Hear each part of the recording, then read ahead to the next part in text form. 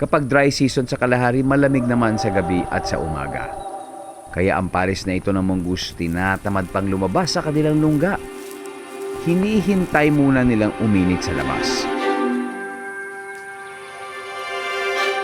Pag okay na, saka pa lang sila maghahanap ng pagkain. Favorite nilang almusal ang uod sa lagubang at itlog ng pugo. Habang busy sa paghahanap ng ulam ang mongoose, aali-aligid naman sa taas ang isa nilang kaaway. Ang mga pale, chanting goshawk.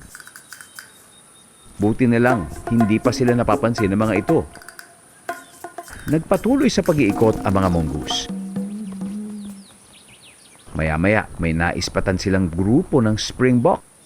Pag maraming springbok, marami ring dumi sa paligid ng favorite naman ng mga beetles. Pero may kaahagaw sa mga beetles